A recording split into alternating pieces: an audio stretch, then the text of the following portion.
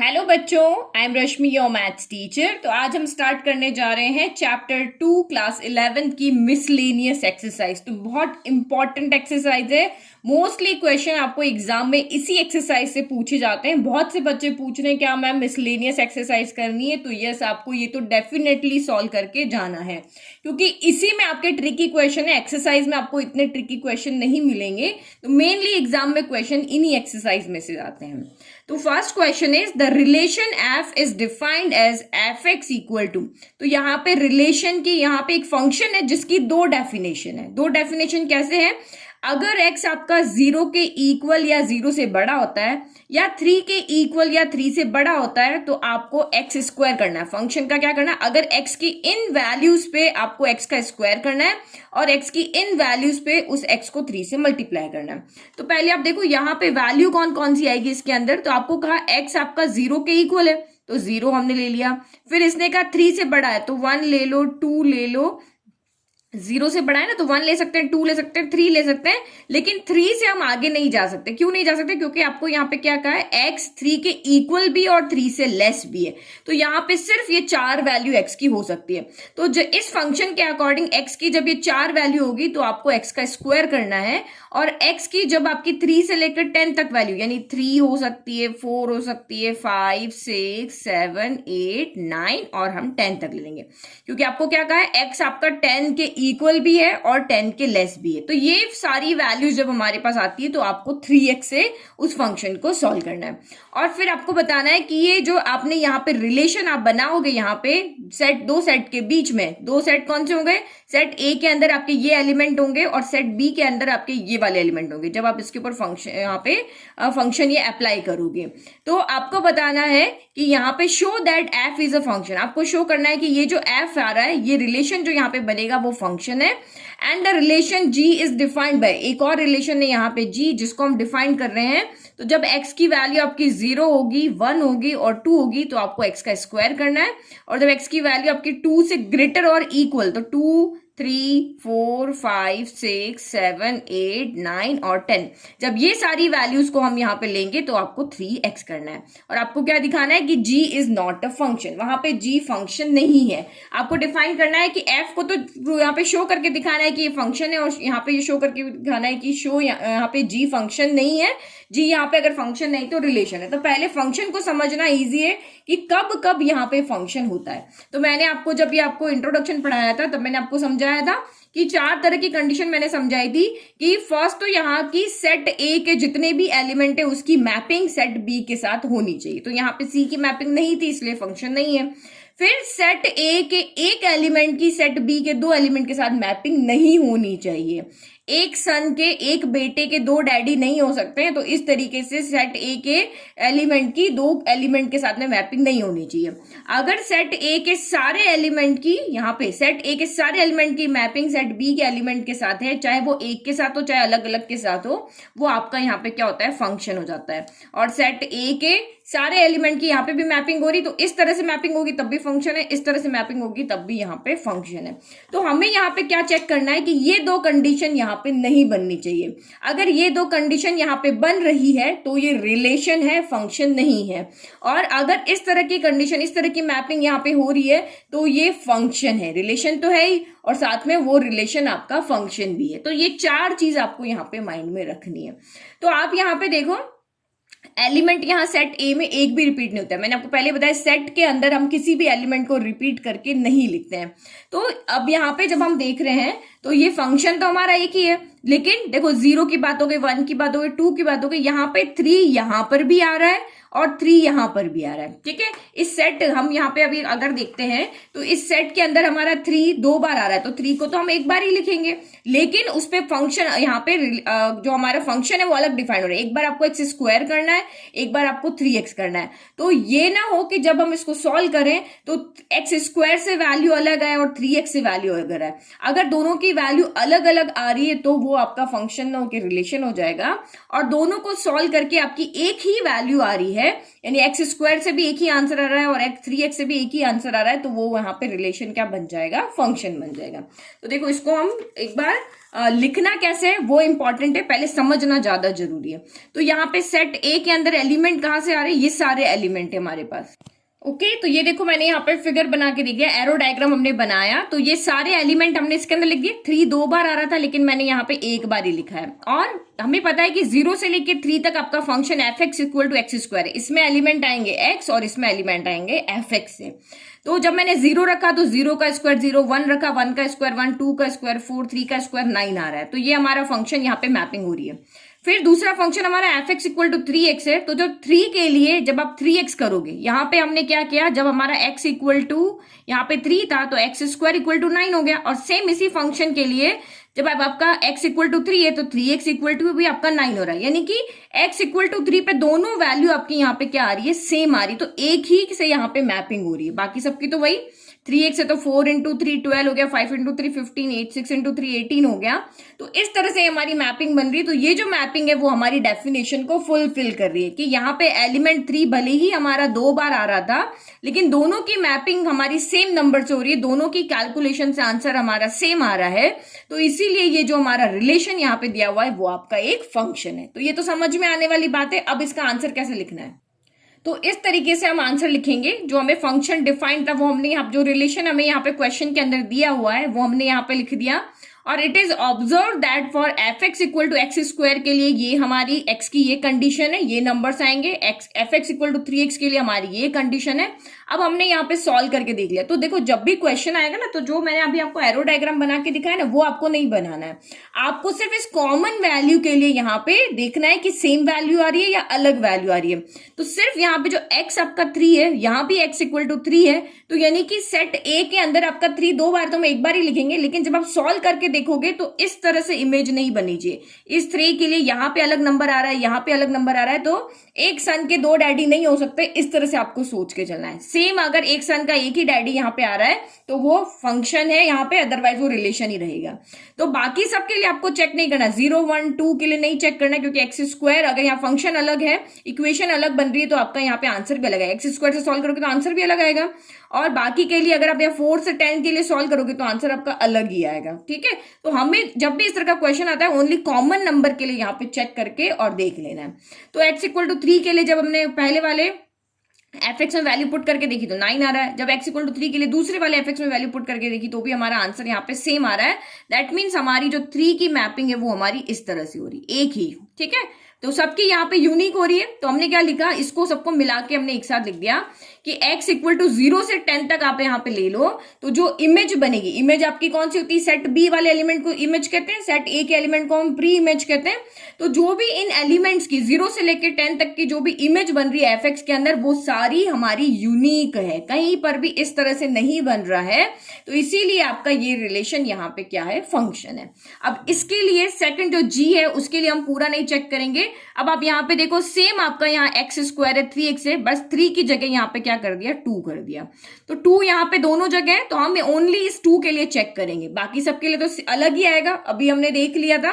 तो सिर्फ आपको हमेशा ये जो सेम नंबर है उसके लिए चेक करना है। अगर वो इमेज इस तरह से बन रही है यहाँ पे तो वो रिलेशन नहीं, तो वो रिलेशन तो है बट फंक्शन नहीं है। ठीक है, तो अब इसके लिए भी देखते हैं। तो सेम हमने वही क्वेश्चन को फिर से लिख दिया, और यहाँ पे x की 0 से लेके 2 के लिए ये वाला हमारा f x equal to x square लेना है, और 2 से लेके 10 के लिए F x equal to 3x लेना है। यानी कि यहाँ पर भी हम जो वैल्यू पुट करेंगे वो भी मैंने बताया 0 1 2 है, और यहाँ पे भी 2 से लेके 10 तक है, तो 2 यहाँ पर रिपीट हो रहा है, तो हम ओनली 2 के लिए यहाँ पे कैलकुलेट करके देखेंगे। तो at x equal to 2 f x आपका यहाँ पे कितना आएगा, एक्स स्क्वायर, यानी कि 2 का स्क्वायर जो कि आपका यहाँ पे हो गया 4। और एट x इक्वल टू 3 के लिए आपका एफ एक्स यहाँ पर कितना आएगा, तो एफ एक्स आपका यहाँ पे आएगा 3x, यानी कि 3 इंटू 2, यानी कि ये कितना हो गया आपका 6 हो गया। तो आप यहाँ पे क्या देख रहे हो, यहाँ पर तो दोनों जगह आपका आंसर आ रहा है 9। ये देखो यहाँ पे तो इक्वल आ रहा है, लेकिन यहाँ पे 4 आ रहा है और 6 आ रहा है, यानी कि यहाँ पे हमारा अगर रिलेशन हम यहाँ पे देखते हैं तो ये किस तरह से बन रहा है, इस तरह से। जब हम x इक्वल टू 2 रख रहे हैं एक्स स्क्वायर के साथ में, तो ये 4 के साथ यहाँ पे इमेज बना रहा है। जब हम x इक्वल टू 3x के अंदर यहाँ पे रख रहे हैं तो ये 6 के साथ इमेज बना रहा है। तो एक सन जो है 2 नंबर का जो सन है या 2 नेम का जो सन है, उसके 2 डैडी बन रहे हैं, उसके 4 नेम का भी डैडी, उसका 6 नेम का भी डैडी। तो ये तो हमारा फंक्शन नहीं है, हमने देखा हुआ है ना पहले। तो दैट मीन्स ये हमारा फंक्शन जो जी हमारा यहाँ पे वो फंक्शन नहीं है, क्योंकि उसके एक के लिए, एक 2 के लिए यहाँ पे 2 इमेजेस बन रही है, और 2 इमेजेस नहीं बननी चाहिए। हर एक के सेट ए के ईच एलिमेंट के लिए यहाँ पे यूनिक इमेज होनी चाहिए। तो यूनिक इमेज तो है ही नहीं, एक ही के यहाँ पे 2 इमेज बन रही है, तो इसीलिए ये रिलेशन हमारा फंक्शन नहीं है। ओके, तो मैंने आपको हाईलाइट करके ये बताया, ये दोनों इक्वल है इसलिए रिलेशन आपका फंक्शन है। ये दोनों एक के लिए 2 अलग अलग इमेज बन रही, तो ये फंक्शन नहीं। तो hence element 2 of the domain of the relation. तो डोमेन का मतलब क्या होता है, सेट ए के एलिमेंट। तो ये सारे सेट ए के एलिमेंट है, और जो हम सॉल्व करके लेकर के आ रहे हैं इसके अंदर अकॉर्डिंग, वो हमारा क्या है, यहाँ रेंज है। ये सारे डोमेन है, इसकी मैपिंग हो रही है, और ये सेट बी के एलिमेंट जिस पर मैपिंग होती है वो आपकी रेंज होती है। तो इस सेट का जो एक एलिमेंट है 2, उसकी मैपिंग यहाँ पे 2 के साथ हो रही है, इसीलिए ये हमारा रिलेशन तो है बट फंक्शन नहीं है। तो आई होप आपको ये क्वेश्चन बहुत अच्छे से समझ में आया होगा, ये आपका इंपॉर्टेंट क्वेश्चन है। ओके, नाउ नेक्स्ट देखते हैं। तो ये क्वेश्चन नंबर 2 हमारा सबसे सिंपल क्वेश्चन है, जैसा हमने 9th 10th में किया ना, बस वैसा ही क्वेश्चन है। If f x equal to x square, ठीक है, एफ एक्स आपको यहाँ पे कितना दिया हुआ है, given f x equal to आपका यहाँ पे एक्स स्क्वायर है। Find f 1.1 minus F1 divided by 1.1 minus 1। तो क्या करना है, जैसे आपको स्कूल 9th 10th में आपने पढ़ा है, आपको यहाँ पे फंक्शन की यहाँ पे एक फंक्शन दिया हुआ है 2x + 3। आप F1 फाइंड करके बताओ, F2 फाइंड करके बताओ। तो आप क्या करते थे, x की जगह वैल्यू पुट कर लेते, 2 × 1 + 3, तो 2 × 1 2 + 3 कितना हो गया, 5 हो गया। F2 तो x की जगह 2 रख दो, 2 × 2 + 3 यानी कि 4 + 3 आपका कितना हो गया, 7 हो गया। तो यहाँ पर भी ऐसे ही करना है, कुछ नहीं करना हमें। F x equal to x square है, एफ ऑफ 1.1 फाइंड करना, तो यहाँ 1.1 रख दो। एफ ऑफ 1 फाइंड करना, तो यहाँ पे 1 कर दो, इसको वैल्यू पुट करके सॉल्व कर लो और हमारी यहाँ पे वैल्यू आ जाएगी। तो we have to find f 1.1 minus f of 1 divided by 1.1 minus 1। तो वैल्यू पुट करो, एफ ऑफ 1.1 यहाँ पे क्या हो जाएगा, तो एफ ऑफ 1.1 आपका यहाँ पे हो जाएगा, क्योंकि हमें पता है f of x equal to कितना है, एक्स स्क्वायर है। तो एफ ऑफ 1.1 कितना हो जाएगा, 1.1 का स्क्वायर, और एफ ऑफ 1 कितना हो जाएगा, यहाँ पे 1 का स्क्वायर हो जाएगा। तो सीधा वैल्यू रख दें, तो ये आपका यहाँ पे हो जाएगा 1.1 का स्क्वायर, और F1 हो जाएगा यहाँ पे 1 का स्क्वायर। नीचे तो सीधा वैल्यू, इसके आगे F थोड़ी ना लिखा हुआ है, इसके आगे F नहीं लिखा हुआ है ना, तो ये फंक्शन थोड़ी ना। तो ये 1.1 हो गया और ये -1 हो गया। बस अब इसको सॉल्व करना है, सबसे सिंपल। तो 11 का स्क्वायर कितना होता है, 121 होता है, लेकिन 1 के बाद डेसिमल है, तो 1.1 × 1.1 करते हैं तो 2 के बाद डेसिमल हो जाएगा, तो ये हो गया स्क्वायर। यहाँ पे ये देखो 1.1 × 1.1, तो 2 के बाद आएगा ना डेसिमल, तो ये आ गया। फिर 1 का स्क्वायर आपका यहाँ पे 1.1 का स्क्वायर हम कर चुके हैं, स्क्वायर हटा दिया। 1 का स्क्वायर 1 ही होता है, 1.1 में से 1 गया तो यहाँ पे कितना हो जाएगा, 0.1 हो जाएगा। इस 1 से ये 1 सब्ट्रैक्ट हो गया, ओनली 0.1 बचेगा, तो 0.1 हो गया। अब 1.21 में से 1 गया तो ये 1 से ये 1 चला गया, तो 0.21 बचेगा, और डिवाइडेड बाय 0.1 बचेगा। बस अब इसको सॉल्व कर लो, डेसिमल हटाया तो नीचे 2 0 आ जाएंगे, ये डेसिमल हटाया ऊपर 1 0 आ जाएगा, 1 0 से 1 0 कैंसिल हो गया, तो यानी बचा कौन है अब, 21/10 × 1, तो 10 बचा। तो एक नंबर के बाद यहाँ पे डेसिमल आ जाएगा, तो ये हो गया 2.1। नीचे 1 0 है ना, तो एक नंबर के बाद यहाँ पे डेसिमल आ गया, और यही हमारा यहाँ पे क्या है, फाइनल आंसर है। ठीक है, find question number 3, find the domain of the function. हमें यहाँ पे क्या करना है, डोमेन फाइंड करना है। तो आप इस फंक्शन को देख रहे हो किस तरह का फंक्शन है। अगर आपने इंट्रोडक्शन अच्छे से पढ़ा है, हमने जो टाइप्स ऑफ आपके फंक्शंस थे जिनके ग्राफ बनाए थे, तो वहां हमने डिफरेंट टाइप के फंक्शंस देखे थे। तो ये फंक्शन आपका किस तरह से, तो अगर मैं न्यूमरेटर को यहाँ पे एक पॉलिनोमियल की तरह देखूं, तो लेट की ये हमारा px है, और डिनोमिनेटर भी आपका एक पॉलिनोमियल के फॉर्म में, ये भी क्वाड्रेटिक इक्वेशन है, ये भी क्वाड्रेटिक इक्वेशन है, इसको मैं लिख देती हूँ यहाँ पे gx। तो ये देख रहे हो आप किस तरह का फंक्शन है, ये फंक्शन हमारा है रैशनल फंक्शन। रैशनल फंक्शन क्यों कह रहे हैं, क्योंकि रैशनल नंबर की अगर आपको डेफिनेशन याद हो तो p/q की फॉर्म में है, P अपॉन, बीच में किसका यहाँ पे साइन है, डिवाइड का साइन है ना, तो P अपॉन Q की फॉर्म में, और हमें पता है कि यहाँ पे Q कभी भी जीरो नहीं होना चाहिए। अगर इस फंक्शन को बने रहना, ये फंक्शन अगर डिफाइन कराना है तो डिनोमिनेटर कभी भी जीरो नहीं होना चाहिए। तो आप कहोगे कि मैम ये तो रियल फंक्शन है, क्योंकि P अपॉन Q मैंने आपको बताया था रैशनल फंक्शन आपके रियल फंक्शन होते हैं। तो आप कहोगे कि मैम रियल फंक्शन में तो डोमेन की बात हो रही है ना, तो डोमेन में तो वही होता है। डोमेन का मतलब क्या होता है, डोमेन का मतलब होता है जो भी x की जगह पे हम वैल्यू पुट करेंगे, इस x की जगह पे जो भी वैल्यू हम पुट कर सकते हैं वो आपका यहाँ पे क्या होता है, डोमेन होता है। तो या फिर उसको इस तरह से भी कह सकते हैं, the set of values of x which function is defined, यानी x की वो वैल्यू जहां पे ये फंक्शन डिफाइंड करता है उसको भी हम डोमेन कहते हैं, या x की वो वैल्यू जिसको ये एक्सेप्ट करेगा या जिसके इनपुट में लेगा, जिस पर ये फंक्शन डिफाइंड रहेगा, नॉट डिफाइंड नहीं होना चाहिए। तो डिफाइंड और नॉट डिफाइंड का मतलब क्या हुआ, तो नॉट डिफाइंड का मतलब ये है कि Q आपका डिनोमिनेटर कभी भी जीरो नहीं होना चाहिए। क्यों, क्योंकि अगर हम किसी भी नंबर के अंदर जीरो से डिवाइड करते हैं तो आंसर आपका क्या होता है, नॉट डिफाइंड। हमें नहीं पता कि किसी भी नंबर में जीरो से डिफाइन करने पर क्या एग्जैक्ट आंसर आना चाहिए। तो x की वो वैल्यू हम यहाँ पे पुट कर सकते हैं जिससे फंक्शन डिफाइंड हो। तो आप कहोगे कि मैम ये तो रियल फंक्शन है, हम तो यहाँ पे सारे रियल नंबर्स को पुट कर सकते हैं। तो आप सारे रियल नंबर्स को पुट कर सकते हो, लेकिन उस वैल्यू को छोड़ के जो इसको नॉट डिफाइंड बना रही है। तो कैसे पता चलेगा कि कौन सी वैल्यू इसको नॉट डिफाइन करा रही है, क्योंकि हमारे पास तो रियल नंबर के अंदर इनफाइनेट नंबर्स होते हैं। रियल नंबर में माइनस इन्फिनिटी से लेकर के प्लस इन्फिनिटी तक सारे नंबर्स होते हैं। तो हमें कैसे पता चलेगा कि यह फंक्शन जो है कहां पर नॉट डिफाइंड हो रहा है। तो उसका एक तरीका है, जब भी आप रैशनल फंक्शन यहां पे देखो तो आपको पता है रैशनल फंक्शन में डिनोमिनेटर कभी भी जीरो नहीं होना चाहिए। तो यानी कि डिनोमिनेटर में जीरो नहीं होना चाहिए, तो हम यहाँ पे कहेंगे कि x square minus 8x plus 12 कभी भी जीरो नहीं होना चाहिए। तो ये कभी भी जीरो नहीं होना चाहिए। तो इस फंक्शन की, इस यहाँ पे पॉलिनोमियल की वो वैल्यू जहां पर ये जीरो हो रहा है उस वैल्यू को हम रियल नंबर में से हटा देंगे, क्योंकि यहां पर तो इस तरह से सबके लिए एक एक के लिए चेक करना बहुत मुश्किल है। लेकिन हम जो हमारा फंक्शन हमें दिया हुआ है उसमें से हम चेक करके देख सकते हैं कि रियल नंबर में से कौन से नंबर्स ऐसे हैं जो इसको जीरो बना रहे हैं। वो देखना ईजी है ना कि ये कौन सी एक्स की वैल्यू इसको जीरो बना रही है, उस वैल्यू को हम यहाँ से हटा देंगे, बाकी सारे रियल नंबर हम यहाँ पे पुट कर सकते हैं। तो ये आ गया समझ में, यानी कि ये आपका रैशनल फंक्शन है, डिनोमिनेटर जीरो नहीं होना चाहिए। तो डिनोमिनेटर को नॉट इक्वल टू जीरो करके एक्स की वैल्यू फाइंड करो। क्वाड्रेटिक इक्वेशन है, एक्स की दो वैल्यू आएगी, तो उन दो वैल्यू के लिए ये फंक्शन नॉट डिफाइंड होगा। तो रियल नंबर में से उन दो वैल्यू को हम सब्ट्रैक्ट कर देंगे, तो बाकी सारा हमारा क्या हो जाएगा, डोमेन हो जाएगा। तो ये हमारा गिवन फंक्शन, ये एक रैशनल फंक्शन है, हमें पता है कि इसका डिनोमिनेटर कभी भी जीरो नहीं होना चाहिए। तो हमने इसी इक्वेशन को लेकर के लिखा कि ये नॉट इक्वल टू जीरो होनी चाहिए।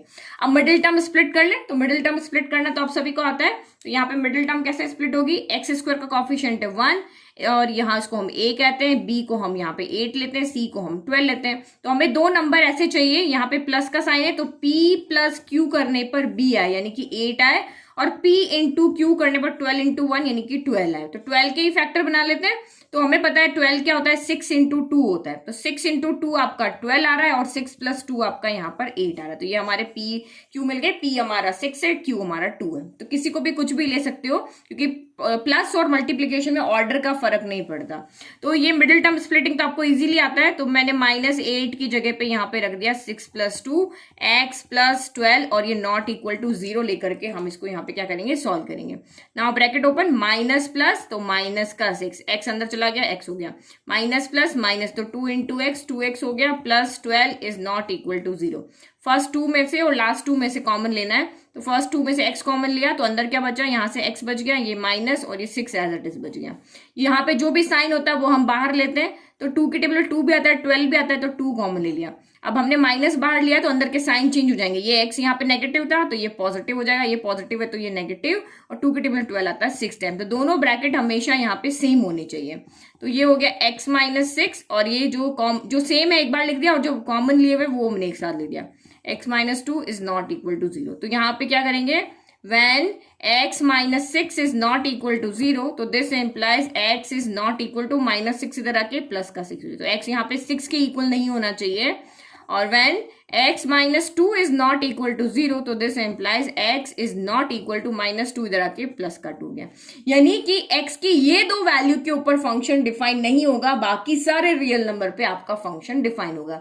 तो हमें पता है कि ये एक रियल फंक्शन है, तो रियल फंक्शन में r की सारी वैल्यूज आ सकती है, बट एक रैशनल फंक्शन है तो डिनोमिनेटर 0 नहीं होना चाहिए। तो इसमें से इस रियल यहाँ पे ये हमारा रियल वैल्यूड है -∞ से +∞ तक, तो इसमें से सिर्फ ये दो वैल्यू को हम सब्ट्रैक्ट कर देंगे, बाकी सारी वैल्यू के लिए फंक्शन डिफाइन होगा। तो डोमेन तो हमारा वही होता है ना, जो जो हम x की वैल्यू को यहाँ पे पुट कर सकते हैं, ये हमारा मिस्ट्री बॉक्स हो गया, इसमें जो भी हमारे इनपुट होते हैं वो हमारा क्या होता है, डोमेन होता है। जो भी हम x की वैल्यू यहाँ पे रख सकते हैं वो डोमेन होता है, और उन वैल्यू को सॉल्व करके इस फंक्शन के अकॉर्डिंग जो भी आउटपुट आता है वो आपका यहाँ पे क्या होता है, रेंज होता है। अभी हमें डोमेन कहा है तो हम डोमेन की बात कर रहे हैं, तो हमें यहाँ पे हम r में से ये दो वैल्यू को सब्ट्रैक्ट कर दो बाकी सारी वैल्यू के लिए, ये आपका क्या है यहाँ पे फंक्शन डिफाइन है, तो डोमेन आपका इस तरह से हो जाएगा। तो इस तरह के क्वेश्चन भी एग्जाम में बहुत आते हैं, तो ये भी बहुत इंपॉर्टेंट क्वेश्चन है। ठीक है, आपको रैशनल फंक्शन कहेंगे, आपको डोमेन फाइंड करने के लिए कहेंगे, तो इसी तरीके से आपको डिनोमिनेटर को नॉट इक्वल टू 0 करके सॉल्व करना पड़ेगा। एक्स की क्वाड्रेटिक इक्वेशन है तो 2 वैल्यू आएगी, क्यूबिक इक्वेशन है तो 3 वैल्यू आएगी, बाई क्वाड्रेटिक इक्वेशन है तो 4 वैल्यू आएगी, और रियल नंबर में से उन नंबर्स को हम हटा देंगे जहां पे ये फंक्शन नॉट डिफाइंड है या जहां पे ये फंक्शन p/0 की फॉर्म में आ रहा है। ठीक है, तो नीचे डिनोमिनेटर में जब भी 0 जिस वैल्यू पे आ रहा है उसको हम यहां से हटा देंगे, तो ये हो गया हमारा यहाँ पे domain. Now next, now question number 4 is find the domain and the range of the real function f defined by fx equal to root x minus 1। तो यहाँ पे आपका फंक्शन क्या है, function is equal to under root of x minus 1 है। तो ये आपका कौन सा फंक्शन हो गया, देखो हर फंक्शन के लिए हर फंक्शन एक मशीन है, इस तरह से सोचो, हर मशीन अलग तरीके से काम करती है। तो यहां पर भी ये जो मशीन है वो अलग, स्क्वायर रूट फंक्शन है, रैशनल फंक्शन है तो अलग तरीके से सॉल्व होगा, आपका यहाँ पे स्क्वायर रूट फंक्शन है तो अलग तरीके से सॉल्व होगा, मॉड्यूलस फंक्शन है तो अलग तरीके से सॉल्व होगा, क्योंकि सब फंक्शन का बिहेवियर यहाँ पे अलग अलग है। अभी ये स्क्वायर रूट फंक्शन है, तो मैंने आपको स्क्वायर रूट फंक्शन यहाँ पे समझाया था, ये भी आपका रियल फंक्शन है।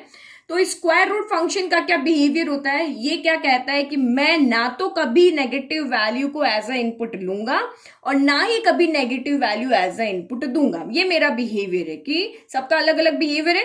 तो इसका ये बिहेवियर है कि मैं अपने अंदर, क्योंकि हमें पता है कि हमें यहाँ पे एक्स की वो वैल्यू पुट करनी होती है जहां पे फंक्शन डिफाइंड होता है, नॉट डिफाइंड हमें फंक्शन यहाँ पे नहीं चाहिए। तो नॉट डिफाइंड इसको पता है मैं कब होऊंगा, जब जैसे ही मेरे अंदर नेगेटिव वैल्यू आएगी मैं नॉट डिफाइंड हो जाऊंगा। तो मुझे ऐसी वैल्यू चाहिए ही नहीं जहां पे मैं नॉट डिफाइंड हूं, तो मैं सिर्फ कौन सी वैल्यू एक्सेप्ट करूंगा, सारी पॉजिटिव वैल्यू में एक्सेप्ट करूंगा। और कौन सी वैल्यू को मैं आउटपुट में दूंगा, तो मैं सारी यहाँ पर क्या पॉजिटिव वैल्यू को और 0 को, ठीक है, 0 रखने पर तो आपका 0 ही आता है ना। तो 0 से लेके इन्फिनिटी तक आप मुझ में कोई भी वैल्यू डाल सकते हो, तो आउटपुट पे भी मैं 0 से लेके इन्फिनिटी तक कोई भी आंसर दे दूंगा। ठीक है, तो ये जो हमारा क्वेश्चन था ना, तब मैंने आपको एक्सप्लेन किया था यहाँ पर इससे पहली वाली एक्सरसाइज में। तो ये भी आपका स्क्वायर रूट फंक्शन है, बट रूट एक्स अलग है और यहाँ पे x माइनस 1 है। तो अब हम यहाँ पे देखेंगे कि इसके अंदर डोमेन यहाँ पे क्या आ सकता है। आपको यहाँ पे ये तो पता चल गया कि स्क्वायर रूट के अंदर कभी भी नेगेटिव वैल्यू नहीं आती है, नेगेटिव वैल्यू नहीं आती है। दैट मीन्स हमने वहां पे देखा अगर x था तो वो ग्रेटर देन 0 होना चाहिए, हमेशा ग्रेटर देन और इक्वल टू 0 होना चाहिए स्क्वायर रूट के अंदर। अब यहाँ पे स्क्वायर रूट के अंदर कौन है, x माइनस 1 है, तो ये x माइनस 1 आपका हमेशा क्या होना चाहिए, ग्रेटर देन इक्वल टू 0 होना चाहिए। जैसे यहाँ पे ओनली x था तो ये x greater than equal to 0 होना चाहिए। अब इस x की जगह x प्लस 1 आ जाए, 2x प्लस 1 आ जाए, 3x माइनस 1 आ जाए, वो सारी वैल्यू हमेशा क्या होनी चाहिए, ग्रेटर देन 0 होनी चाहिए। तो अब हमें कैसे पता चलेगा कि ये x की कौन कौन सी वैल्यू के लिए ग्रेटर देन इक्वल टू 0 है, तो वही हम पुट करके सॉल्व करेंगे।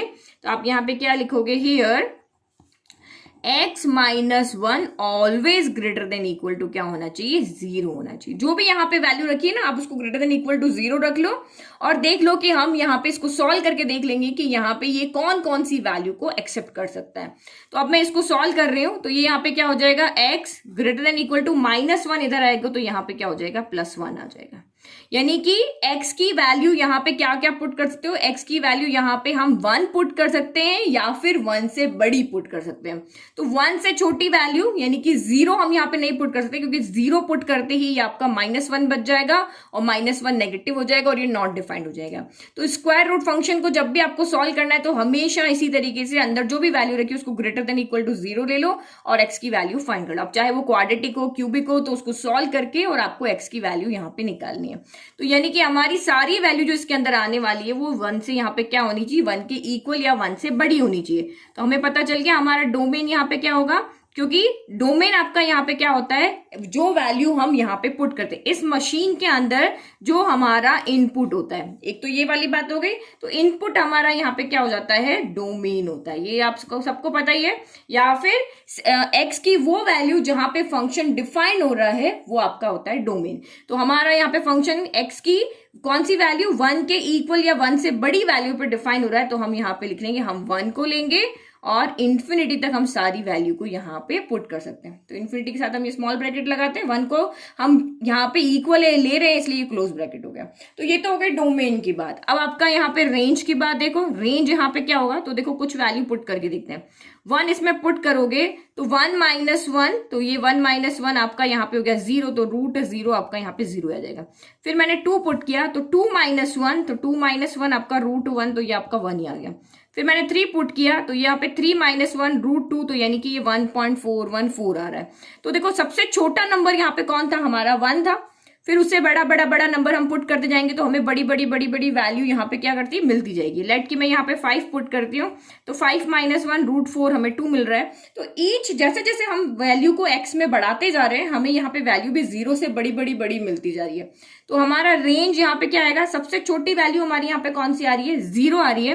तो 0 को हम यहाँ पे ले रहे हैं, तो 0 से लेकर के इन्फिनिटी तक सारी वैल्यू, क्योंकि जैसे जैसे आप आगे वैल्यू बड़ी पुट करते जाओगे आपको बड़े आंसर मिलते जाएंगे। तो रेंज आपका क्या हो जाएगा, 0 से लेके इन्फिनिटी तक हमारा यहाँ पे रेंज हो जाएगा। डोमेन समझ में आ गया, रेंज समझ में आ गया। तो माइंड में एक कंसेप्ट क्लियर कर लो कि जब आपका रैशनल फंक्शन आएगा तो डिनोमिनेटर को नॉट इक्वल टू 0 करके सॉल्व करना है।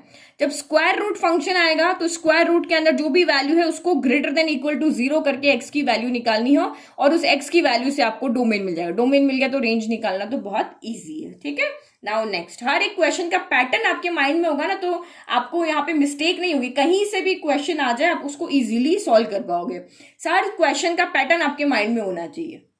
अब देखो इसी क्वेश्चन में रेंज फाइंड करने का हमारे पास एक और तरीका है। तो देखो जब भी अभी तो हमारा फंक्शन क्या यहाँ पे सिंपल है, तो हमने डोमेन की वैल्यू को पुट करके और यहाँ पे वैल्यू को देख लिया। लेकिन जब हमारा कोई भी फंक्शन यहाँ पे कॉम्प्लिकेटेड हो जाएगा, यानी थोड़ा टफ यहाँ पे अंदर फंक्शन आ जाएगा, तो हर बार थोड़ी ना हम वैसे वैल्यू पुट करके इसको देखेंगे। हमें पता है रेंज क्या होती है, हर एक्स की वैल्यू के लिए जो एफ एक्स होता है वो रेंज होती है। यहाँ पे देखो एक्स यहाँ पे कौन है, जो डोमेन यानी कि 1 है 2 है 3 है, यहां से लेके इन्फिनिटी तक ये हमारा डोमेन है। और इस एक्स की सारी वैल्यू के लिए, इस एक्स की जितनी भी वैल्यू है इसके लिए आपका जो एफ एक्स है, एफ एक्स यानी कि ये इसमें हम सॉल्व करके देख रहे हैं ना ये वाला, तो एफ एक्स जो होगा वो हमारा यहाँ पे क्या होता है, रेंज होता है। यानी कि ये हमारा किसके लिए, रूट एक्स -1। तो जो भी हमने वैल्यू पुट करी, 1 पुट किया तो 0 आ रहा था, फिर 2 पुट किया तो हमारा 1 आ रहा था, 3 पुट किया तो 1.414 आ रहा था। तो बार बार इस तरह से पुट करके हमें सॉल्व करके ना देखना पड़े। कॉम्प्लिकेटेड क्वेश्चन के लिए आप यहाँ पे इस तरह से नहीं देख सकोगे। तो रेंज फाइंड करने का हमारे पास एक और तरीका होता है। क्या तरीका होता है, हम इस इक्वेशन को लेकर के और एफ एक्स यानी कि वाई की वैल्यू को यहाँ पे फाइंड कर लें। ठीक है, एक्स की वैल्यू, इसको इसी फंक्शन को लेकर के हम वाई की वैल्यू को फाइंड कर लिया। अगर वाई की वैल्यू को हमने फाइंड कर लिया तो इजीली हम यहाँ पे रेंज बता सकेंगे। तो कैसे फाइंड करेंगे, तो देखो ये एक तरीका, एक प्रोसेस है, ये आपको ध्यान रखना पड़ेगा। तो रेंज के लिए आपको यहाँ पे क्या करना है, ये दूसरा मेथड है। एक तो यहाँ पे सिंपल था तो हम डायरेक्ट भी लिख सकते हैं और उस तरह से सॉल्व कर सकते हैं। तो लेट, अगर हमें पता है हर एक्स के लिए या तो एफ एक्स कह दो या हम इसको वाई भी कह सकते हैं, तो मैं इसको सिंपल ले लेती हूँ। तो let y equal to root x -1 है, वाई इक्वल रूट एक्स -1 है। तो ये 2 वेरिएबल में हो गया। अब हमें यहाँ से वाई की वैल्यू निकालनी है एक्स को हटा के। तो क्या करें, पहले तो स्क्वायर रूट है तो स्क्वायर रूट को हटाना होता है। स्क्वायर रूट को कैसे हटाएंगे, तो ये जो आपने इस तरह से जो भी इक्वेशन आपको दी हुई है उसको y के इक्वल लेना है और यहां से बस y की वैल्यू लेकर आनी, कैसे भी करके। ठीक है, तो मुझे लगता है मैं यहाँ पे इजीली सॉल्व कर सकती हूँ स्क्वायरिंग करके। तो मैं स्क्वायरिंग करके इसको सॉल्व करती हूँ, squaring both side. Both side square किया तो इधर हो गया वाई स्क्वायर और इधर हो जाएगा under root of x minus one का होल स्क्वायर। तो ये अंडर रूट एक्स माइनस, ये रूट से स्क्वायर हट जाएगा तो ये एक्स माइनस वन आ गया। ठीक है, अब आप यहाँ पे क्या करोगे, मैं माइनस वन को उधर लेके चली जाती हूँ, तो ये हो गया y square plus one equal to आपका यहाँ पे क्या हो गया, एक्स हो गया। तो ये मैंने क्यों किया, क्योंकि मुझे तो यहाँ से एक्स को हटाना है, तो मुझे यहाँ पे क्या पता है कि एक्स मेरा greater than equal to one है। एक्स यहाँ से हटाना है तो कोई ना कोई रिलेशन तो लाएंगे ना। तो एक्स देखो फर्स्ट टाइम आप ये देख रहे हो ना, तो फर्स्ट टाइम में आपको थोड़ा सा टफ लगेगा, लेकिन आप प्रैक्टिस करोगे क्योंकि मोस्टली क्वेश्चन आपके इसी मेथड से सॉल्व होंगे। आगे और भी टफ क्वेश्चन आएंगे तो हम बार बार ये इनपुट आउटपुट नहीं देखेंगे, हम यहाँ पे एग्जैक्ट आंसर लेकर के आएंगे कि एग्जैक्ट एक्चुअल में वाई यहाँ पे, क्योंकि सॉल्यूशन के साथ लेकर, जैसे हम डोमेन हमने सॉल्यूशन के साथ बताया ना कि x greater than equal to one होना चाहिए, सेम रेंज को भी हम ऐसे ही एग्जैक्ट आंसर के साथ लेकर आएंगे। हम इनपुट आउटपुट करके उसको नहीं देखेंगे। तो हमें पता है हमारा x greater than equal to one है, तो x यहाँ पे किसके इक्वल है, वाई स्क्वायर प्लस वन के इक्वल है, ये दोनों आपस में इक्वल है। अगर ये कह रहा है कि मैं वन के इक्वल या बड़ा हूं, तो ये भी कहेगा मैं भी वन के इक्वल या बड़ा हूं, क्योंकि हम दोनों तो सेम है। जो कंडीशन तुम रख रहे हो वो कंडीशन मैं भी रखूंगा, तो मैं भी, तुम क्यों अकेले बड़े हो, मैं भी वन से इक्वल या बड़ा होऊंगा। समझ में आ गया। इसी तरीके से आपको सॉल्व करना। अभी आगे और क्वेश्चन आएंगे मिसलेनियस के अंदर, हम और देखेंगे कैसे सॉल्व करते हैं। तो x ने कहा कि मैं वन के इक्वल और बड़ा हूं, तो वाई स्क्वायर प्लस वन ने भी कहा कि मैं भी वन के इक्वल और बड़ा हूं। अब हम इस वन को वापस उधर भेज दें, क्योंकि हमें तो y की वैल्यू चाहिए, तो इधर सिर्फ y होना चाहिए। तो greater than equal two plus one इधर आया, तो इधर आके माइनस वन हो गया। तो दिस इंप्लाइज वाई स्क्वायर क्या हो गया, greater than equal to zero हो गया। वन माइनस वन जीरो हो गया। अगर किसी नंबर का स्क्वायर जीरो से बड़ा है तो क्या वो नंबर जीरो से बड़ा नहीं होगा, वो नंबर भी तो जीरो से बड़ा होगा। किसी का भी स्क्वायर करके देख लो, टू का स्क्वायर क्या, फोर अगर यहाँ पे जीरो से बड़ा है तो इसका स्क्वायर हटा दो, टू, ये फोर क्या होता है, टू का स्क्वायर होता है, तो टू भी जीरो से बड़ा होगा। तो ऐसा कोई नंबर नहीं है कि जिसका स्क्वायर जीरो से बड़ा हो और वो खुद जीरो से बड़ा ना हो। तो इसीलिए वाई स्क्वायर जीरो से बड़ा है, तो वाई भी आपका यहाँ पे जीरो से बड़ा होगा। तो इक्वल साइन है, तो इक्वल भी हमने लगा दिया। अब देखो हमें यहाँ पे एग्जैक्ट आंसर मिल गया। हमारा वाई जो है, यानी कि वाई हमारा यहाँ पे कौन है, रेंज है। रेंज यानी कि हर एक्स के लिए वाई फाइंड करना, ये जो भी वाई की वैल्यू होगी वो आपकी यहाँ पे रेंज है। तो y आपका जीरो से बड़ा और इक्वल होना चाहिए, तो यहां से हमारा y क्या आ जाएगा, जीरो के इक्वल होना चाहिए, मींस कि जीरो को हम इंक्लूड कर रहे हैं, और जीरो से बड़ा तो यानी कि इंफिनिटी तक। तो ये सारी वैल्यू आपकी यहाँ पे क्या हो गई, रेंज हो गई। तो देखो यहाँ पे भी रेंज सेम आ रही है, और हमने जब इसको कैलकुलेट करके सॉल्व किया तब भी हमारी रेंज सेम आ रही है। तो रेंज आपकी यहाँ पे क्या हो गई, जीरो से लेके इंफिनिटी तक। तो हमें एग्जाम में इसी तरीके से, तो सिंपल क्वेश्चन था, आप डायरेक्ट लिख सकते हो, लेकिन इस तरह से सॉल्व करके आप लिखोगे तो आपके कहीं भी मार्क्स नहीं कटेंगे, पूरे मार्क्स आपको यहाँ पर मिलेंगे। ठीक है, तो ये रेंज फाइंड करने का तरीका होता है, हर एक्स के लिए वाई की वैल्यू को फाइंड करना, और इसी तरीके से हम इसमें से एक्स को एलिमिनेट कर देते हैं और सिर्फ वाई की वैल्यू को फाइंड करते हैं।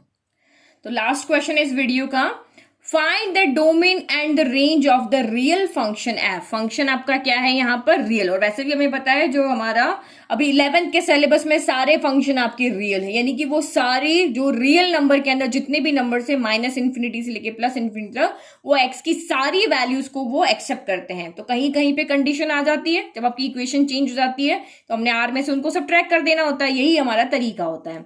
तो हमारा एफ एक्स यहाँ पे क्या है, mode of x minus one है। तो मॉड्यूलस फंक्शन अब आपके माइंड में आना चाहिए कि मॉड्यूलस फंक्शन की मशीन कैसे काम करती है। मॉड्यूलस फंक्शन की मशीन कहती है कि मैं अपने अंदर तो सारी वैल्यू लूंगी, मैं प्लस भी लूंगी, मैं जीरो भी लूंगी, मैं माइनस भी लूंगी, तो ये अपने अंदर सारी वैल्यू लेती है, मींस कि ये सारे रियल नंबर को कहती है तुम मेरे अंदर आ सकते हो। लेकिन जब आउटपुट की बात होती है, इनपुट में तो ये सारे वैल्यू लेगी, लेकिन आउटपुट की जब बात आती है तो ये कहती है मैं आउटपुट में ओनली पॉजिटिव और जीरो ही दूंगी। ये इसका रूल होता है। तो हमें पता है मॉड्यूलस मशीन हमारी इस तरह से काम करती है। तो अब आपको यहाँ पे पता है जब भी कोई मॉड्यूलस फंक्शन आपका आता है, अंदर कोई भी वैल्यू यहाँ पे लिखी हो, इनपुट तो आपका हमेशा यहाँ पे सेम ही रहेगा, क्योंकि एक्स की तो वो सारी वैल्यू को यहाँ पे एक्सेप्ट करती, क्योंकि अंदर एक्स की कोई भी वैल्यू रखो, अगर नेगेटिव आंसर आ रहा है तो ये उसको पॉजिटिव कर देगी, जीरो आ रहा है तो ये जीरो को एज इट इज बाहर दे देगी, पॉजिटिव आ रहा है तो एज इट इज बाहर दे देगी। तो सब चीजों को एक्सेप्ट तो कर रही है ना। तो डोमेन तो आपको यहाँ पे मॉड्यूलस फंक्शन दिखते ही लिख देना, डोमेन इक्वल टू आपका यहाँ पे क्या हो जाएगा, जो आर के इक्वल हो जाएगा। डोमेन आपका क्या हो जाएगा, क्योंकि ये सारे रियल नंबर को एक्सेप्ट करी, तो इसको हम इस तरह से भी लिखते हैं, माइनस इन्फिनिटी से लेकर के प्लस इन्फिनिटी तक। और रेंज यहाँ पे क्या होगी, तो रेंज आपको यहाँ पे पता है कि ये सिर्फ पॉजिटिव और जीरो वैल्यू ही देगी, तो हमें पता है हर x के लिए जो हमारा y आएगा वो always greater than equal to क्या आएगा, जीरो आएगा। तो यहाँ पे सॉल्व करने की जरूरत ही नहीं, हम सीधा कह रहे हैं कि यहाँ पे x की चाहे कोई भी वैल्यू आप पुट करो, y हमेशा मेरा greater than equal to zero ही आएगा, क्योंकि मॉड्यूलस फंक्शन के लिए ये चीज हमें पता है और ये सारे मॉड्यूलस फंक्शन के लिए सेम ही रहेगी। ठीक है, तो इसका मतलब यहाँ पे क्या हो गया कि रेंज आपका यहाँ पे क्या हो जाएगा, जीरो, पॉजिटिव है, जीरो को तो ले रहे हैं ना, तो जीरो से लेकर के इंफिनिटी तक। तो ये रियल फंक्शन के लिए, रियल नंबर हम जब भी यहाँ पे पुट करेंगे तो डोमेन आपका यहाँ पे हमेशा क्या आएगा, आर ही आएगा, और रेंज आपका जीरो से लेकर इंफिनिटी आएगा। तो मॉड्यूलस फंक्शन चाहे आप यहाँ पे हमने एक्स के लिए पढ़ा हो या और किसी के लिए भी देखा, तो सबके लिए डोमेन आपका यहाँ पे माइनस इन्फिनिटी से इन्फिनिटी और रेंज आपका जीरो से इन्फिनिटी यहाँ पे हो जाएगा।